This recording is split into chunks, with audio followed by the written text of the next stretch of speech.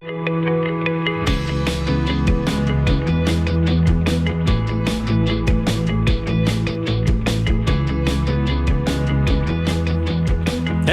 welcome to Pastor's Perspective. I'm your host, Brian Perez, and we are here live on this Monday, the 22nd of September. Give us a call if you've got a question. 888-564-6173 is the number to call. We are going to be here until 4 o'clock, so we would love to hear from you. If you were at church yesterday and your pastor said something that got you scratching your head, or maybe you didn't, quite understand it, you want some extra advice or whatever that might be, give us a call at 888-564-6173. And who's answering your questions today? Well, we've brought in Brian Brodersen on his day off. Thank you, Brian, for coming in today. Brian leads echoesofmercy.com. You can find out more about him and Cheryl's new venture out there. How's that going, Brian?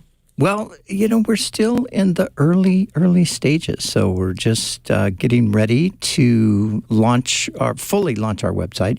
We've kind of done little sort of mini launches, so we're getting ready to launch the website, and so it's a work in progress. But very nice. Yeah. And you have a newsletter that people can sign up for there at echoesofmercy.com. You can keep up with all things Brian and Cheryl. Yep. Where they're traveling and all that other stuff. All that other good stuff. Books that Cheryl might be writing and all that. Yeah, things like that. Very cool. Mike Chaddick joins us too on Zoom. Mike is the pastor of Image Church in San Juan Capistrano here in California. Mike, good to see you, sir. Oh, good to see you guys. Mike, it is so good to see you. Because so good to see you. We have not seen each other in ages. No, been a while. And how is that we just, I know a while back, I think we text back and forth about maybe coffee or something, but it just hasn't yet materialized. But no, I saw you in passing at the conference out in Temecula, but I was on my way out of town, so I didn't get a chance to connect. But we'll still have to do that. This is good, but still got to grab that coffee. Yeah, you look great. You look healthy. So do you. Hey, and I took my two oldest to London and Paris this summer. So that was their, I was so glad to be able to show them. Yeah. The great city of London. It was actually my first time to Paris too, which I actually thought was amazing. So it was phenomenal. I love London. Oh my gosh, I love it. I know. What's not to love? It's so great. I know. It's tough. It's tough, but we'll make do here in California for now. I'm actually going back in a couple of weeks. So, I would hope so. Yes. I would hope so. Yes. So, but it's really good to see you. Good to see you as well. All right, so you can call in with your questions at 888-564-6173. You can also send them in by DMing us on the Pastor's Perspective Instagram, or you can go to the Pastor's Perspective page on kwave.com, fill out the form there. If you scan the QR code that you see, if you're watching us on Facebook, YouTube, or Instagram, that'll take you right to that Pastor's Perspective page on kwave.com. You can also go to the Pastor's Perspective Facebook page and send us your question through Messenger, which is what Natasha did. And I did have to edit this a little bit because, I just did. So here's Natasha's questions. Why do you think the African presence and people have always been suppressed in the Bible? And then there's several examples here. So here's a few. Africans like Simon of Cyrene, the Ethiopian who was baptized by Philip, the Queen of Sheba. How about Moses' Cushite wife? It's always said Cushite and not African. Don't forget Ebed-Melech, who saved Jeremiah from the well. Most importantly, Cush, the son of Ham. If Ham is black, how come Shem and Japheth are not black? Why are Noah and his wife not spoken of as being black? Ancient black people of Africa have been downplayed and not given the status God created us to have. Now they're finding tribes that have proven to be transplants from Israel, such as the modern-day Ethiopians, Lemba tribe of South Africa, proven by DNA. So many other tribes of Africa that share DNA with the ancient Israelis and Judeans. For 400 years, we were told we were lost. We weren't lost. We were sealed. The truth is coming out now, unsealed. The same Europeans who lied began the suppression of presence of black people in the Bible are continuing to deny and suppress us. So, Mike, we'll start with you. What do you know about this? There's a lot there. Some would just be as far as maybe setting straight the biblical context and then addressing maybe there's obviously more contemporary modern concerns that people have when they come to the Bible. Number one, it's good for modern people to realize the concept of race is a modern social construct. People in the ancient world in the Bible, obviously they had eyes, they knew people had different skin colors, but they primarily identified people by ethnic groups, language, social class, that kind of a thing. So race as such is like a primary grid through which people look at everything is more of a modern idea. So one reason, for example, and this addresses only one of the little streams in the question about, being black or race. Again, the Bible doesn't really identify very often, although I do think it does sometimes, what a person's skin color was. It just doesn't do that. And even the idea of racial purity, for example, in the Exodus narrative, when the Israelites are led out of Egypt, it actually says, and a rave rav went out, which means a mixed multitude, meaning even from the beginning, the Israelites were not a pure racial group in the modern sense of the word. There was people from other ethnic groups, perhaps, I think reasonable to say, other races that actually went out with the Israelites and were counted as Israelites as they left. So again, because I know some people are really concerned about racial purity and who are the real racial Jews and stuff like that. And again, a lot of that is sort of a modern imported idea. But I think obviously with the history of the transatlantic slave trade and racism in the Western world and in America in particular, obviously, I do think there's truth to the idea that there were people with biases that had reason to downplay the role that people from Africa, whatever their color might have been, not highlighting that as much. But I think the tide is turning on that. I think a lot of people are celebrating, not seeing diversity as a weakness, but seeing it as a strength and highlighting that. Not so much one group over another, but obviously if somebody comes from a particular culture, they're going to look for that a little bit more.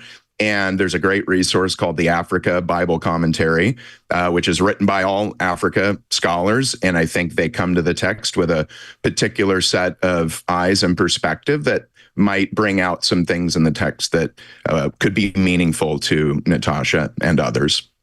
Any thoughts, Brian Brodersen?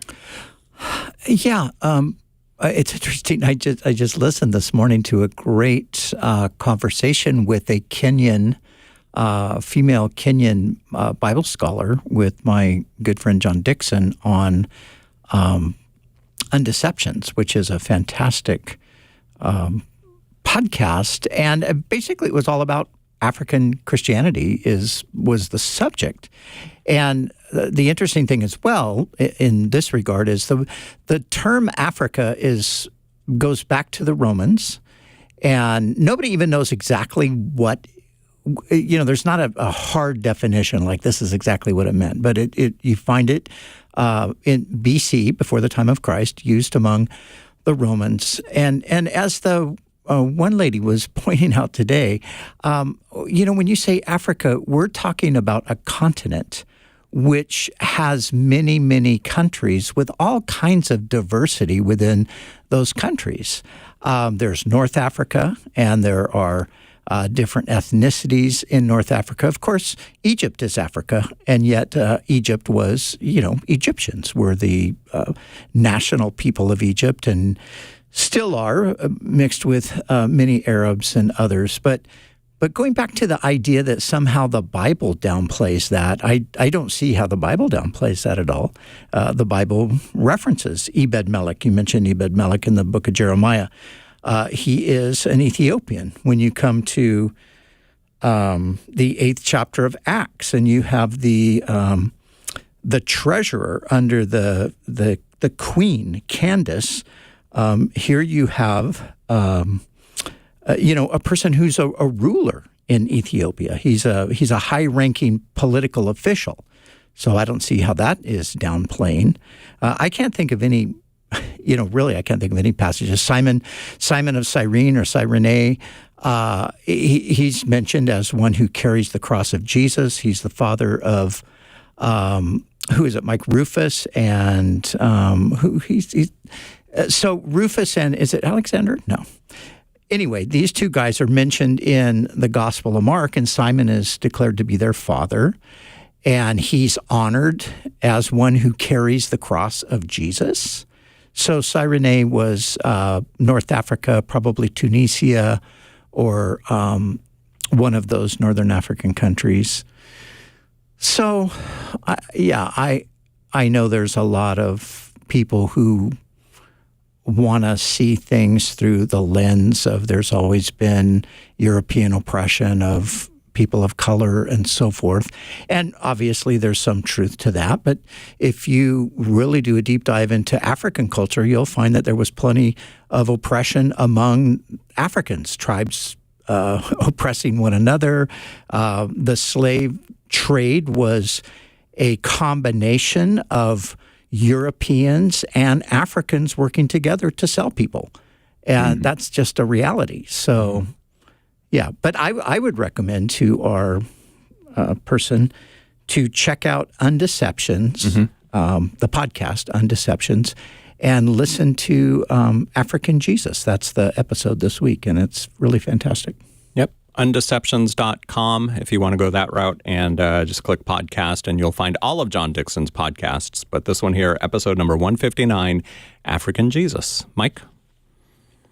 Yeah, and one thing people have to do as well is just keep in mind when you see these areas in the Bible, you can't just assume that whoever is there now is the exact same group that was there 2,000 years ago or 3,000 years ago. And for example, I find many modern people, and this actually came up in a seminary class where somebody said something along the lines of, how come we've downplayed that Augustine of Hippo was black?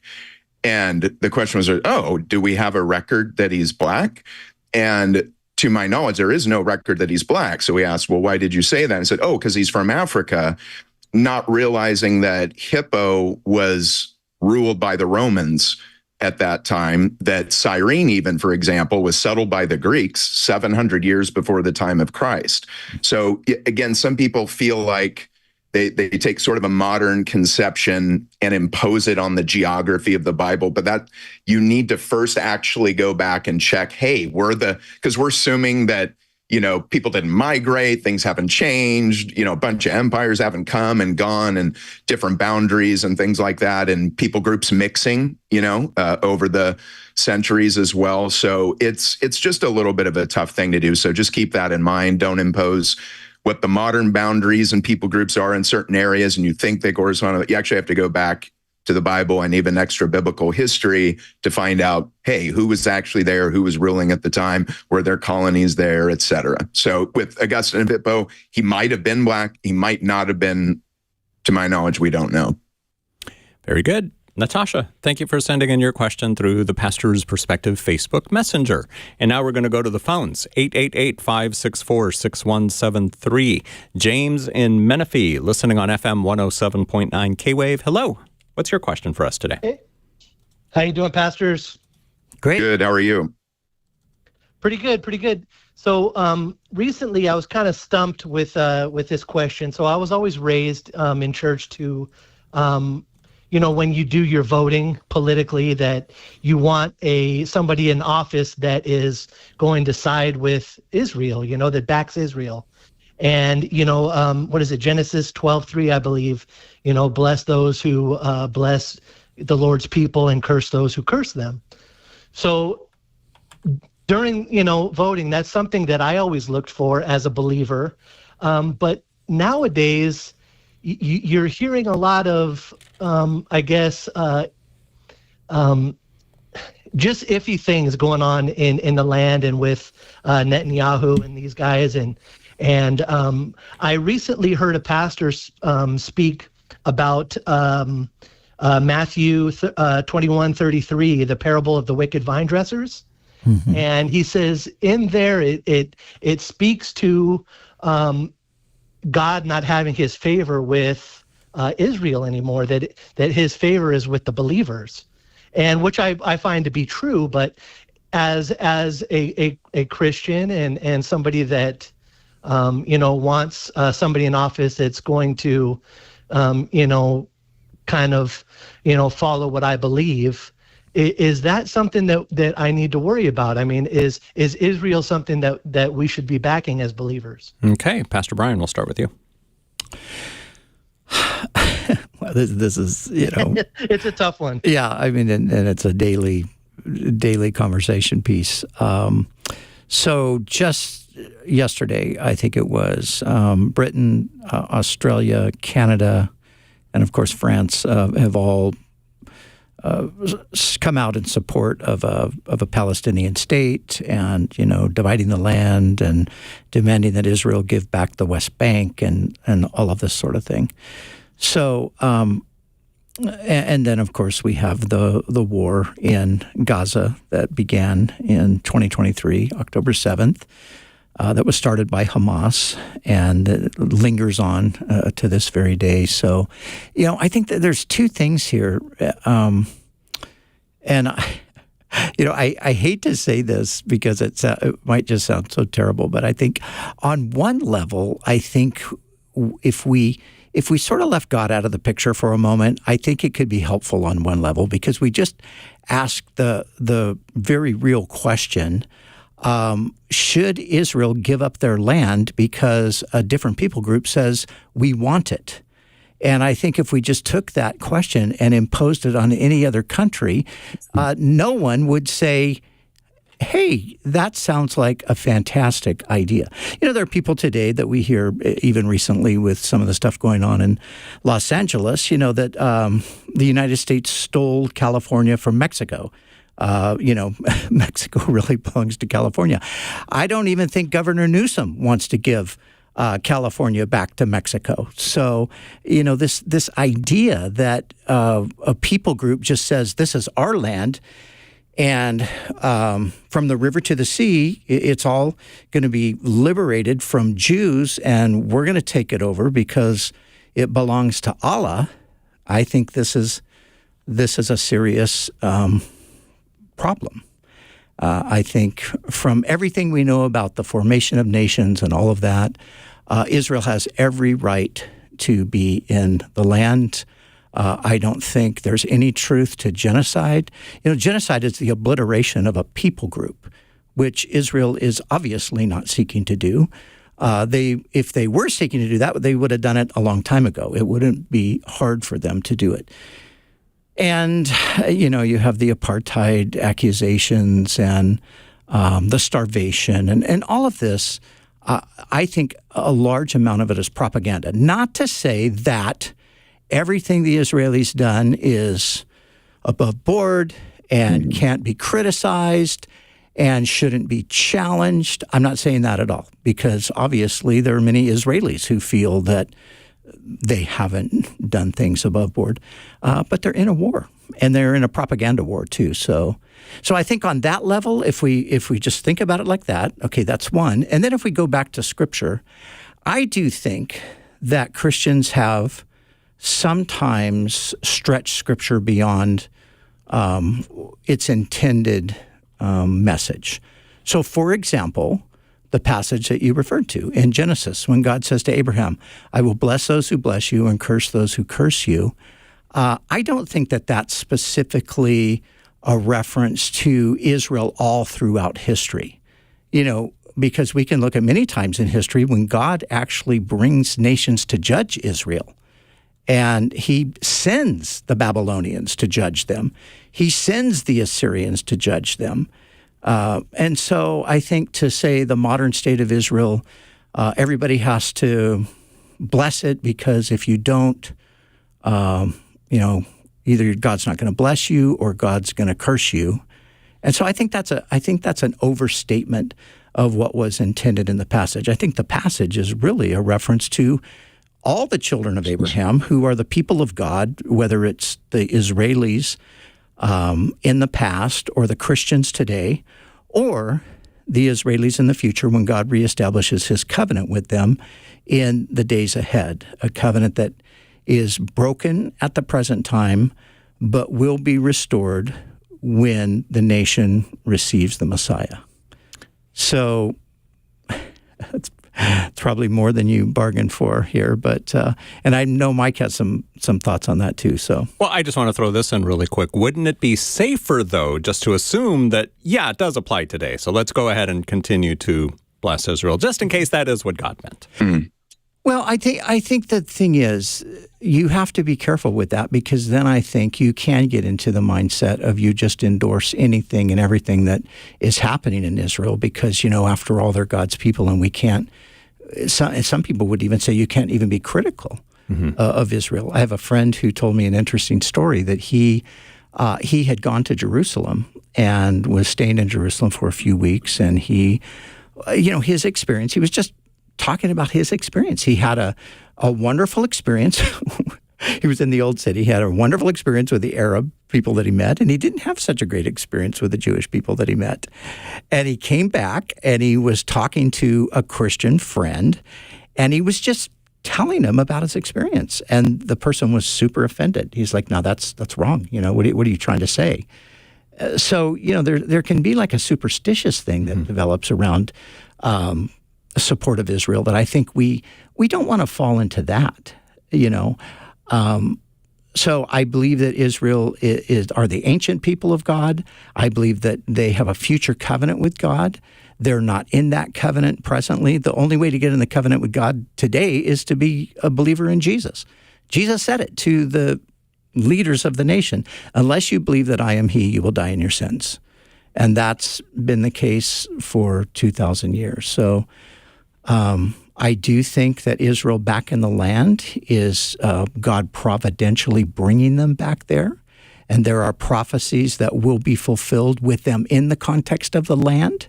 So they have to be there for these prophecies to be fulfilled. But we haven't entered into that moment yet, I don't believe anyway, where God is literally like fulfilling prophecy for their restoration. Mike Chaddock.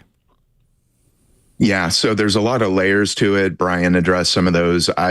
So number one, there's like the exegetical question. How do you interpret Genesis 12, right? And there's debates on that. And a lot of people on different sides are pretty entrenched, to really dig through it would take a lot of time, a lot of work. And to be honest, some people won't change their mind no matter what. But and we've addressed this before. Char and I know have addressed this in the past. So the thing I just want to remind people of, let's assume Genesis 12 applies in exactly the way that many people think, which is we are to bless the modern state of Israel. Let's assume that. What does that mean exactly? I think some people have the idea it means you can't criticize them and you have to affirm everything they do. But I would point out that is so blatantly, obviously unbiblical. How do I know? Follow the rest of the Bible from Genesis 12 all the way through Malachi. What do the prophets do? Like 90% of the time, they criticize Israel, and God warns them of judgment and does indeed judge them. And he does this over and over and over and over again. So when we think of what it means to bless somebody, it doesn't mean if they're doing something evil or wrong, blessing them in a biblical sense would be antithetical to biblical ethics, morality, and theology to say, oh, we have to affirm things that are wrong, evil, sinful, whatever it is. Absolutely not. God is holy, and he expects his people to be holy. And in the Old Testament, whatever the blessing means, and ultimately, obviously, it is pointing to Christ for sure at some level, but I think there's a way of, and here's how I kind of word it as a Christian, I owe a debt of gratitude to the Jewish people, okay? That's how I look at it. They are the ones that, like the Apostle Paul would say, I still love, my ethnic brethren, the Jews. They gave us the scriptures and the temple and the worship and the liturgy and all this stuff. So I appreciate them. But just like if a friend does something for me and I owe them a debt of gratitude, if I see them falling into sinful immorality, or if they tell me, hey, to be friends, you have to not share Jesus with me anymore, I owe it to God to not think that a debt of gratitude means I have to affirm what they're asking of me. As a matter of fact, if I love my friend who I owe a debt of gratitude, part of how I repay it is pointing out the sin that they're doing. Because if I love them, I don't want them to continue in it. It's not just about the people they're sinning against, it's about them, because sin corrupts and destroys you. So I would just argue, regardless of how you come out of the exegetical issue on Genesis 12, absolutely, this idea that Christians can't criticize with the modern, like every missile, every bomb, every bullet is divinely sanctioned, that's ludicrous. That's absolutely not true. It was never true in the Old Testament, where we have an inspired record where God is saying, hey, this is wrong. Your garments are covered in violence. Don't do this. You're taking advantage of people. You're violating the covenant. So I just say, keep that in mind. You can still work to try to bless, Israel and the state of Israel, or Jewish people. Some people see differences between the state and the government versus just Jewish people more broadly. So not sure where you come down on that. But either way, I would just remind, just like anybody else, as a Christian, if I owe a debt of gratitude to somebody, that doesn't mean I owe it to them to affirm anything that's sinful and wrong. Mm-hmm. Yeah, and I would just add, for clarification, it's one thing, whatever we think about Genesis 12, and it, like you said, Mike, it's one thing to affirm or to not affirm, but it's another thing also, I think, to support hostility against Israel, which I think is absolutely wrong. And I think to capitulate to Hamas, essentially, and radical Islam, to appease them like these Europeans and Australians and Canadians are doing, I think is the height of foolishness. And I think it will prove to be the wrong side of history when it's all said and done. So, and I do think, because of the moment that we're in, we should stand with Israel, with the caveat that we can criticize and we can disagree. I have a bunch of Israeli friends, and some people love Netanyahu, some Israelis hate Netanyahu. So this is a in-country battle as well as it is kind of a global thing too. But I think the turning, the obvious turning against not just Israel, but the turning against Jews in the culture, the very real rise of anti-Semitism, I think is diabolical. I think that the devil is the force behind all of this stuff. So, but I do think as Christians we need to be wise too, and we need to make sure we're interpreting and understanding Scripture and applying Scripture properly, not just sort of, I heard somebody say this one time, therefore this is what it means, and this is how I have to respond in light of it. Mike, I'll give you 60 seconds. Yeah. And, since the question was too, like, kind of who, voting for people, and is that about, and I couldn't imagine voting in good conscience for anyone who is anti-Israel. Like that's just their, not on like an issue. Hey, I think Israel shouldn't have done. Yeah. No, just my posture as a Christian is pro-Israel. That's my posture. Yeah. Now, having said that, we want to support them. They're, like Brian said, their right to exist. But in terms of, okay, how exactly are you going to assault in Gaza and our kids getting hurt and all that? I do think we have a right to speak into that, hopefully knowledgeably and not ignorantly, based off of sound bites. All right, James, hope that answers your question. Thanks for calling in today here on Pastor's Perspective. Chris, you're going to be next. We're going to take our break right now, so I don't want to take your question until we come back. And everyone else who wants to call in, you've got about 30 minutes. 888-564-6173 is the number to call. I'm Brian Perez here with Pastors Brian Brodersen and Mike Chaddick. Brian from echoesofmercy.com, and he also teaches on Sunday nights at Calvary Chapel, Costa Mesa. Mike Chaddick is the senior pastor of Image Church in San Juan Capistrano, California. And what? Well, I teach here because I'm Pastor Emeritus. Oh, yes, Pastor Emeritus. Your title keeps changing, it seems like. Hey, how was the baptism yesterday? I just have many titles. And the baptism yesterday was fantastic. It was so, really, really good. I'll tell you a quick story about that when we come back. Ooh, cool. All right, so we'll hear that story and we'll hear your questions. If you're watching online, Facebook, YouTube, or Instagram, call in and ask us whatever it is you want to talk about. The Bible, the Christian faith, 888-564-6173.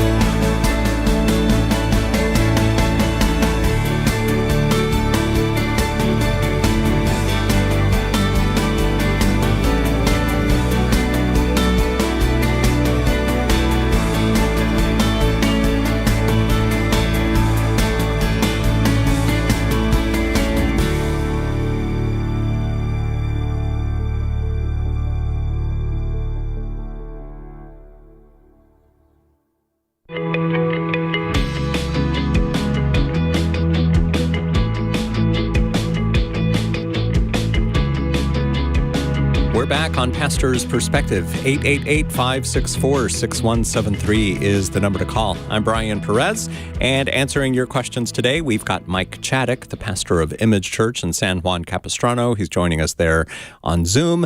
And in the studio with me is Brian Brodersen from echoesofmercy.com. He's also the pastor emeritus at Calvary Chapel, Costa Mesa. And Brian, as you see Pastor Mike there on Zoom and all those books in the background, are there any that you want to borrow that maybe next time Mike is here in the studio he can bring? And you've probably read them all. No, I've got plenty of books of my own, and actually, I have a massive library. But my desk must have 100 books on it. And yeah, mine too. And I'm reading like 7 of them all at the same time. And it's just like I look at my desk and think, this is a disaster. What is this? And Mike is younger than I am. He's brighter than I am. He can whiz through those books and assimilate all that stuff. And I'm you just probably read 7 books a day. I'm slowing down these days, Brian. Yeah, getting a little slow. Yes, well, I'm a little bit ahead of you in age, so I got a few missing. I don't know what they are, brain cells or whatever, but anyway, I'm trudging along, trying to keep up with everything. But I wanted to mention about the baptism yesterday. Yes. So first of all, I want to tell you really quickly. So yesterday morning, I did a burial at sea, where you go out and scatter the ashes. And a friend of mine asked me, it was her father who died, if I would do it. And I mean, the moment she asked me, I thought, gosh, I'd love to do it, but I've never been out on a small boat in my life that I didn't get seasick on. So I told her, I said, well, look, I really would love to do it because, you're my friend and I'd love to be part of that moment. But, I get seasick. I said, but let me think about it a little bit. So anyway, I got back to her and I said, okay, let's do it. I think we could pull it off. Maybe we could work with with the little captain of the little boat and tell him like, hey, we need to get in and out. And so anyway, to make a long story short, as the ashes were being scattered, I was over the side of the boat dry heaving. And that was like the worst. I don't know if I'm sure many of our listeners have been seasick. The thing about seasickness is it is literally like the stomach flu hits you in a minute. You're standing there, you're kind of okay, and then you start sort of feeling a little woozy. And then the next thing you know, you got the stomach flu for as long as you're out there bobbing around. So that was my morning, but then we had the baptism yesterday afternoon. Yeah, it was very, very sweet. A lot of great stories, but one story that was really cool was a young guy, I think he's 21 or 22. And, so always ask people a little bit about their story. How did you come to the Lord? And, he said the most interesting thing, he said one night at home, he got up at about midnight to get something out of the refrigerator because he was hungry. And he says as he's down in the kitchen, he sees his mom's Bible on the table. And he just feels like this incredible drawing, like I have to read the Bible. I have to start reading the Bible. Now, his parents are Christians, and he's been pretty resistant, to that. So he starts reading the Bible, and he goes, wow, it was going so fast. I mean, it was like Adam and Eve, and then it was Noah, and then, and he said, he just was kind of getting caught up in the story.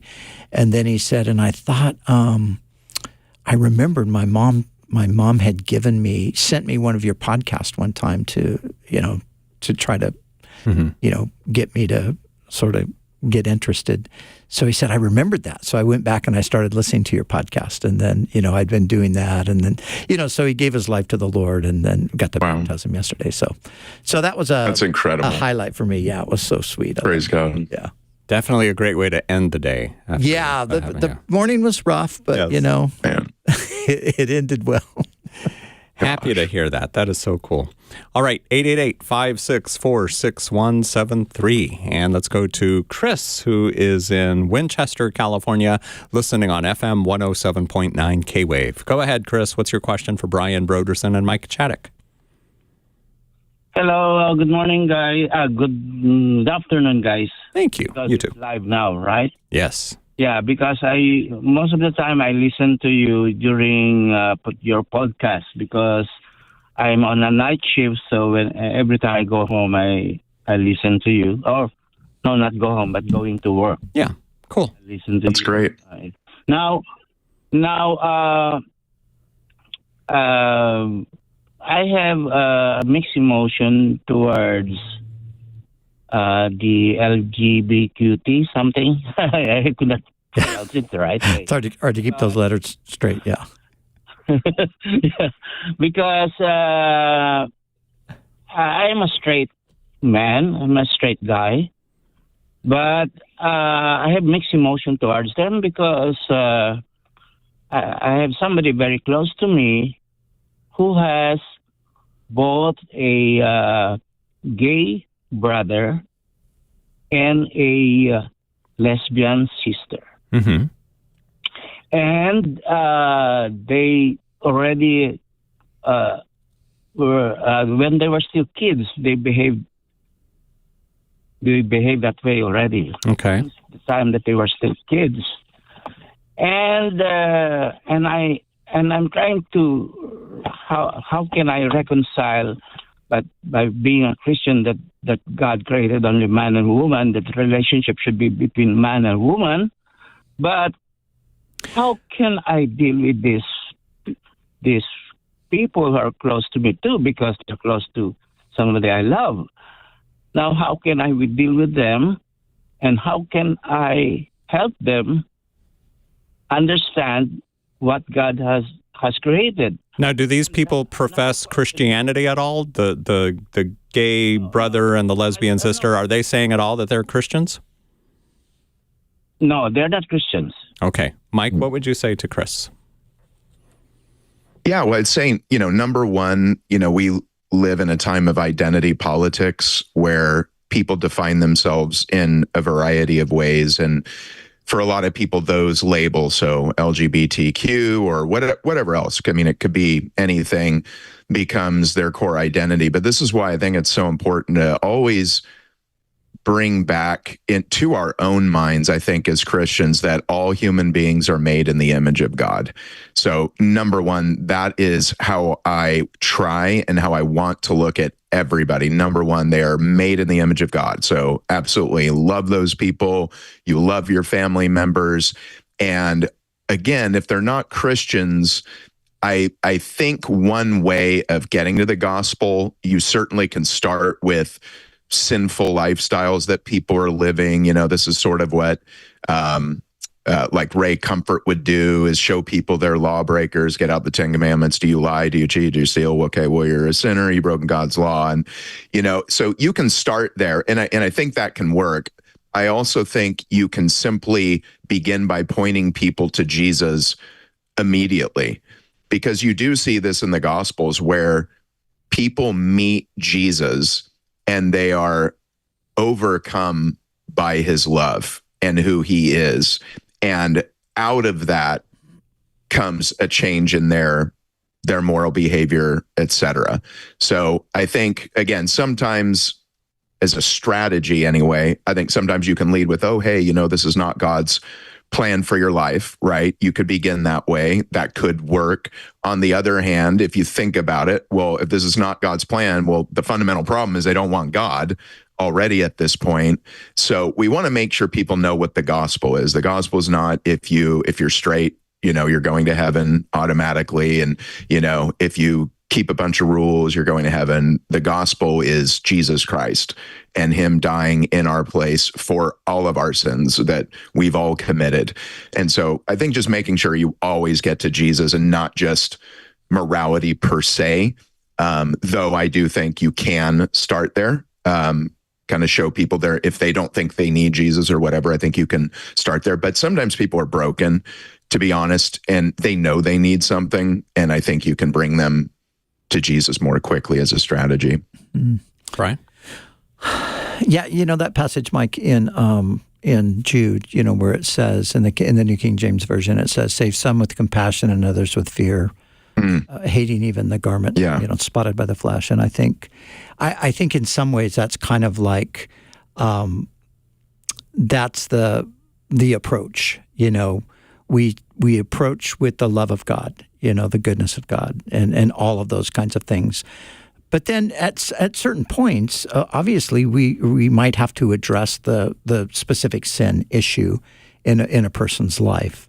Yeah. Rather than leading out with that, I guess you could, and every circumstance is different, so you're gonna sort of have to navigate it depending on what the circumstance is. But I think you and I agree on this, probably, that the big issue really isn't their sexuality. The big issue is their separation from Jesus. And if they come to Jesus, they will discover that he does have a divine plan for their sexuality that they will then, by his power, conform to, because that's what he does. He changes us. We don't change ourselves. He changes us as we come to him. So I think that, because I think so many times it's like with hardly any other person are we thinking very much about their sin, their specific sin, when we're dealing with them. We're not ready to go at them with, well, hey, you're a fornicator, so let's, you need to repent of that, or you're a drinker, or you're a gossiper, or whatever it is. But sometimes it's with the gay thing. It's like we think we have to go automatically to that. And I think, well, let's just remember that's just another dimension of sin. And so we might go there specifically, but we might not. And I think you probably know this, Mike, but somebody we both admired from years and years ago, Lloyd Jones, the great British preacher. Lloyd Jones had an interesting, I don't know if it's a policy, but if that was the right way to refer to it, but he never addressed specific sins. He addressed sin, because he said the specifics are all, they're sort of incidental to the bigger issue of sin itself. So he felt if he just addressed sin and helped people understand they were sinners, the Holy Spirit would then put the finger on the specific sins that they needed to deal with. So I like that, because I think, using a medical analogy, sins, lowercase, plural, is symptoms, right? Yes. Like this is the symptoms. The disease is capital S, sin. Right. Our sinful nature and our separation from God. That's the disease. So we have to think about it. If the great physician is using us as his ambassadors, his agents in the world, if we see symptoms are easy to see, right? Like a lot of times, and many people who are LGBTQ will be very vocal about that, right? Like the stickers, like shirts, whatever. So, you kind of know, and, there's people that really want you to know about that. And then there's other people who are like, whatever, this is something I do. It's not like that big of a deal. Yeah. So symptoms sometimes will be very obvious, but never let that confuse you with the disease. Yeah. The disease is actually sin. And I think sometimes, even us Christians, maybe there's a sin that it's particularly strange to us personally. Maybe it's particularly unusual in our culture prior to this time. Mm-hmm. And so I think it just really sticks out in our minds, and we're almost tempted to believe that's the disease. Yeah. But that's never ultimately disease. And therefore, the only cure is the gospel. Yeah. The cure is not just stop drinking, just stop, sleeping with a bunch of women, or, people of a different, that's good if you can not do that, but that doesn't save you. That would be legalism, just make yourself better, but it doesn't cure the deceitfulness and wickedness of the human heart that only the gospel can cure. Yeah, and thinking about that analogy you gave, Lloyd Jones, of course, being a doctor, that's exactly how he would look at it, right? I love that. Yeah, there's all kinds of symptoms here, but let's get down to what's causing these symptoms. Very good. Chris, thank you for your phone call today here on Pastor's Perspective. 888-564-6173 is our number. Let's read at least one question that was sent in online. This one on the kwave.com Pastor's Perspective page, which you can easily get to by scanning that QR code if you're watching right now on Facebook, Instagram, or YouTube. Donald from Rialto writes, "Hi, pastors. I just had a question about dogs and perhaps animals in general. Can they see angels and demons? Now, perhaps they just bark and growl at anything, but I've noticed sometimes they bark at seemingly nothing and will stare in a certain direction while growling. So I'm just wondering. It's something I've always wondered about," says Donald. What do you think, Brian? Well, I wonder too. I mean, last night my dog was going crazy and I said to Cheryl, "What's he barking about?" And she said, "I don't know. He just running around barking." So maybe I haven't had a chance to connect with Barnabas today on it, but maybe I'll ask him what was going on. I have no idea. Of course, we can't know that stuff. Mike? Yeah, well, funny enough, so we have two dogs. We have a Great Dane and an Amstaff, and we've asked that question, actually. It does seem like, they're looking at something, right? So you don't know, but again, maybe, who knows? They're just dreaming about a big bowl of food they're not supposed to have, human food or something. But one thing that is interesting, like we were looking up the ancestry of the Great Dane, and one of the beliefs was they would ward off evil spirits. That was one of the beliefs. And I was just at the British Museum, and again, they always have these pictures of these animal, beast-like human things that they would put these statues to kind of ward off evil. So there's certainly a belief that they did. Whether they actually do, I believe the debate will continue. The only person who could weigh in on this was a donkey thousands of years ago. I was thinking that, yeah. Was there any stories in the Bible? Yeah. With Balaam's donkey, and right? that's exactly what he did. He saw the angel standing in the road when Balak couldn't see him. Mm-hmm. But Balaam. He could talk too, so I don't know. See him. Yeah, he could. Well, he could Special breed of donkey. All right, Donald, thank you for sending in your question on the Pastor's Perspective page on kwave.com, which is how Maria in Moreno Valley sent her question. She asks, "Why do you think Father God created human physical bodies if the Spirit is what moves us and will be lifted to heaven?" Well, of course, the body is created for its home, and its home is the earth. And so I think, God made a body. Paul says in 1 Corinthians 15, he says there are different kinds of bodies, and they're suited to the environment. So there's terrestrial, which means bodies that are earthly, and then there's celestial, which means there are bodies that are heavenly. And they're two different things, and they're made for two different environments. And what do you think, Mike? Yeah, well, ultimately, obviously, God sees the physical material world as good. That's why he made it that way in the beginning. If you think about it, he could have just made a sort of quote unquote spiritual world, right? Angels, demons, and we could have just been made spirits or souls with no bodies, but God saw that it was good that we be body, mind, spirit, body, soul, spirit. And then just a reminder, because I think the telos or the goal of the Bible is not disembodiment. It's actually resurrection. It's embodiment. So I think, again, for many people in the Western tradition, they've talked about heaven so much, they've forgotten that, I think N.T. Wright says, heaven's important, but it's not the end of the world, because the ultimate goal is resurrection. So that's a good thing to be reminded of. The ultimate goal is not to die and our spirit, souls, immaterial part of us goes to heaven and that's it. No, the goal is we're going to be reunited again with our bodies, which, again, from the very beginning, God saw as good.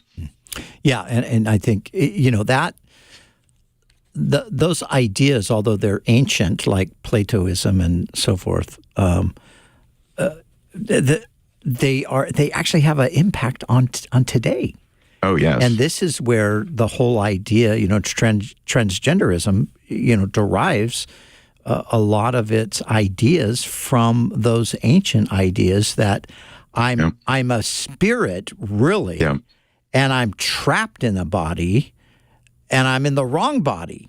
So I got to modify my body, to kind of coincide with who I am in my spirit. And that's an ancient Greek idea, or even a ancient Persian idea, but it's not a biblical idea. So the body and the spirit, although distinct, are together. And like Mike said, the resurrection means the body is good and it's actually going to come back and you're going to live in the body, the glorified body. But it will be, to some degree, it will be the same body. Just like Paul says in 1 Corinthians 15, a seed that's planted in the ground, when it comes up, it's not the seed, but it's definitely related to the seed, but it's different. But there's the relationship there. So, Mike?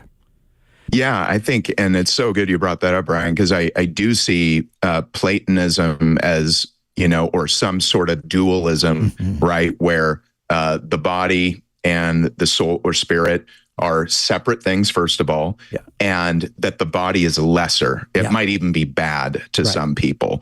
And so the real you is the immaterial. Therefore, the body is just incidental. Do whatever in the world you want with it. It might be bad, treat it bad, do whatever. And ironically, I do feel like the church has unwittingly contributed to the cultural environment in which that idea has caught on, though the church never intended that to be used for transgenderism. How often have you heard the idea that, like, people, if you take care of your body, you're being like carnal and sinful and all that. And hey, do your devotions, but you can eat pancakes all day long and not exercise and not take care of your body and all this. And just a real neglect of the body. And you think, well, no, whatever you are, whatever God has made you to be, that's the image of God, body, soul, and spirit. And you can make distinctions technically, but you can't actually separate them. That's called death. So whatever we are, it is all of that. And I think we need to recover a biblical anthropology. The body is good. And I think that's something young people need to hear. Your body is not just something you tolerate, exercise. Brian, I don't know if you heard this over the years, like a lot of pastors about like trashing their body. Hey, I'm doing stuff for Jesus, but I'm in terrible shape. I don't take care of my body. And I'm actually really holy because all I do is read commentaries and stuff like that, but I trash my body. And I think we're modeling a heretical anthropology. And it's actually now imperative that we recover the goodness of the body as a part of our biblical witness to people. Yeah, and there's a point. I mean, obviously, there's certain things we have no control over, right? Disease and things like that.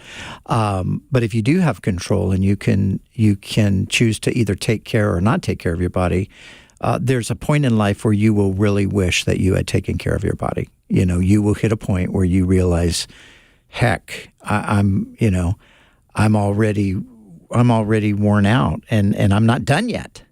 So, wow. So if you got time to reverse that, by all means, you want to do that, And that's where Mike... It's an issue of stewardship, right? Yeah. Like, it's not, like you said, there's certain things you can't help, and it's not about vanity. It's not about, I want to look like this and that and the other. No, it's about stewardship. And this is not just a possession you have. This is part of who you are. I think that's the point, is that the body is not just a vehicle. That was like Plato's view. It's just a vehicle. The soul operates up there with the controllers. No, what the Bible, I think, argues in a fantastic book, by the way, that goes through all the exegesis and the history. It's called Body, Soul, and Life Everlasting, Biblical Anthropology and the Monism Dualism Debate by John Cooper. One of the best books I've ever read on that. He goes through all the texts talking about this idea, how we've wrongly taught people that the body is something lesser than the soul or spirit. No, it is not. It's a part of who you are, and you have to take it seriously that way. So, and like you said, as a pastor, how many times have we gone to visit sick people in the hospital? And again, sometimes they couldn't do anything about it, but other times you're just like, please, if as a pastor, if I love you, I want you to take care of your body. I don't want to have to come visit you in the hospital because you neglected your physical health. And we do live in a time where most jobs are sedentary. That's the reality of it. High caloric, low nutritional value food is available. It's the first time in human history when poor people can be overweight. Yeah. Literally, think about that. Like that is an epic change in the history of the world that was never possible before. So I think we have a particular cultural challenge which previous generations of Christians probably didn't have to worry about. There wasn't enough food for them to be overweight. They're walking everywhere, that kind of stuff. Mm-hmm. We live in a different time. And so I just think we have to be conscious about that. And I think recovering the goodness of the body as a part of your identity will actually help push back against the transgenderism tide that's turning. The book that Mike just mentioned, it's called Body, Soul, and Life Everlasting by John Cooper, if you want to look that up. All right, we're out of time on today's episode of Pastor's Perspective. Thank you to everybody who called in and participated. We will do it again tomorrow. So if you weren't able to participate today, participate tomorrow. We open up the phone lines about 7 minutes before 3 o'clock, and we would love to hear from you. For Brian Brodersen and Mike Chaddock, I'm Brian Perez. Thank you for listening and watching. We'll be back tomorrow on Pastor's Perspective. God bless.